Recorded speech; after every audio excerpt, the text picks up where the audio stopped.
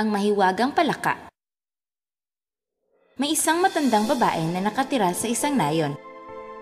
Siya ay may anak na babae na ubod ang ganda. Ang kaniyang anak ay napakahilig kumain ng cherry at wala siyang ibang gustong kainin kundi ito lamang. Pananghalian at hapunan, gusto lamang niyang kumain ng mga cherry. Sa katunayan, ang tawag sa kanya ngayon ng ibang tao ay Cherry. May isang mapanlinlang na babae na nakatira malapit kay Cherry.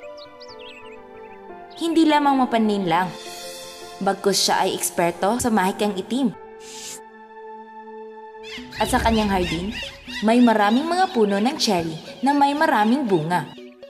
Si Cherry ay dating nagnakaw sa hardin dahil hindi niya mapigilan ang sarili. At siya ay kumuha ng mga cherry. At dahil dito, ang mangkukulam ay galit na galit at nangingibabaw din ang kagandahan ni Cherry. Ang kanyang buhok ay napakahaba at napakasutla. Ang kanyang muka ay kasing liwanag ng araw.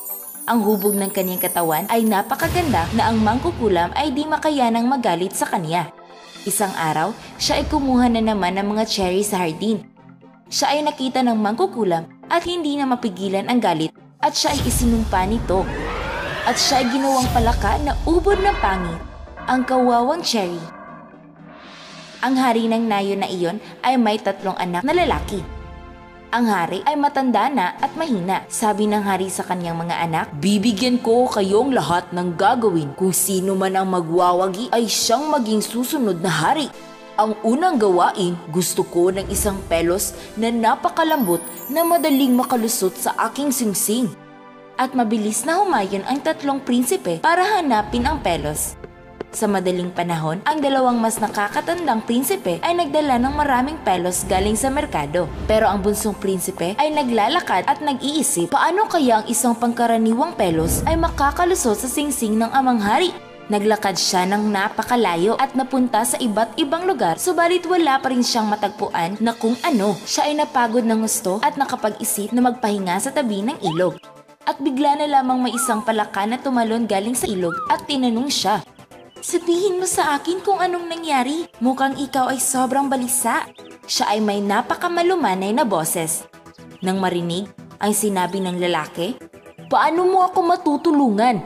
At siya ay nagpumilit, "Kahit lamang sabihin mo kung bakit sobra kang balisa." Sinabi ng prinsipe sa kanya at pagkatapos marinig ay tumalon ang palaka pabalik sa ilog. Bumalik siya na may dalang isang pirasong kumot at sinabi na, "Kunin mo ito. Ito ay makakatulong sa iyo." Mas mabuti nang mayroong isa kaysa wala, sa isip ng prinsipe at umalis para bumalik sa palasyo. Habang siya ay papalapit sa palasyo, ang kapirasong tela ay bumibigat naman. Ang hari ay masaya dahil ang 3 ay nakabalik na may dalang pelos. Binigay niya ang singsing. Nang sinubukan ng 2 nakatatandang prinsipe, hindi lahat ng bahagi ng pelos ay nakalusot sa singsing at sila ay nabigo at binigay ng bunsong prinsipe ang peraso ng tela. Ang lahat ay nasorpresa sa nasaksihang napakadalisay at ubod ng ganda na pelos. Ang pelos na iyon ay madaling nakalusot sa singsing ng hari. "Natapos ko ang unang gawain." Ang prinsipe ay hindi na nababahala.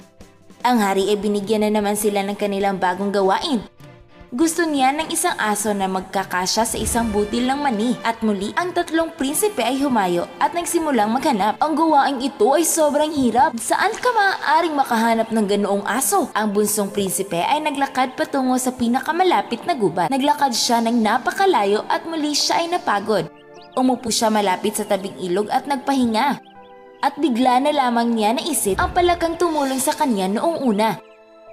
At maya't maya ay tumalon ang palaka galing sa ilog. "O aking prinsipe, bakit ka na naman malungkot?" Sinabi sa kanya ng prinsipe ang buong kwento. "Teka lang at hayaan mo akong tulungan kita muli." At tumalon siya muli sa ilog. Umahon sa ilog na may dalang butil ng prutas sa kanyang mga kamay.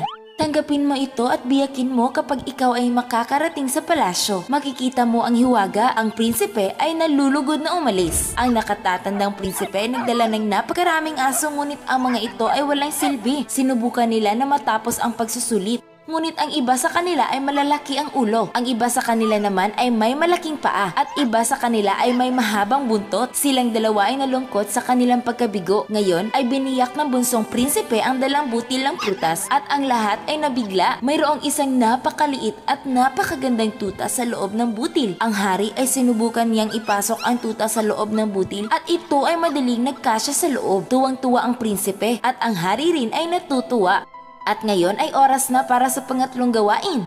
Kung sino man ang makapangasawa ng napakagandang dilag ay siyang hihiranging bagong hari. Magaling! Ito ay napakadaling pagsusulit. Ang dalawang nakatatandang prinsipe ay humayo upang maghanap ng magandang mapapangasawa. Meron silang mga kakilala na mga babae na sobrang ganda. Sila ay sobrang natuwa sa pinapagawa. Ngunit ang bunsong prinsipe ay nalungkot. Ngayon, sinong tutulong sa akin? Ang maliit na palakang iyon ay hindi makakatulong sa akin. Hindi siya makatalon sa ilog at makapaghanap ng magandang dilag. Siya ay wala nang maisip kundi magpahinga na lamang sa gilid ng ilog. Ang palakang iyon ay bumati na naman sa kanya. Anong nangyari sa iyo? At bakit ka na naman malungkot? Mukha yatang umiyak ka ng husto. Pwede mo ba akong kwentuhan kung ano ang nangyari? At sinabi ng prinsipe sa kanya. Sabi ng palaka, huwag kang mag-alala at humayo ka patungo sa palasyo. At nang malapit ka na sa palasyo, tumingin ka sa iyong likod at huwag kang tatawa pakiusap. Ang prinsipe ay hindi masyadong nagtiwala sa palaka sa pagkakataong ito. Siya ay sobrang napabalisa at nalungkot at siya ay nagsimulang lumakad patungo sa palasyo. At nang papalapit na siya sa palasyo ay may narinig siyang boses. May nakita siya at bigla siyang nasurpresa at natulala. 6 na malalaking daga na nakahila ng isang kariton na gawa sa kalabasa at may isang nakasakay na malaking palaka.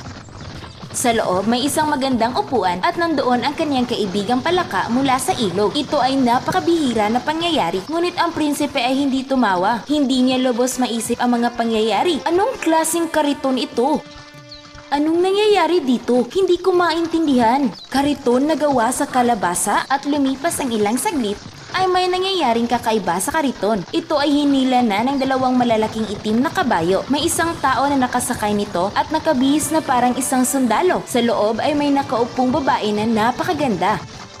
Ang prinsipe ay nakilala siya sa unang tingin pa lamang na siya ang palaka mula sa ilog.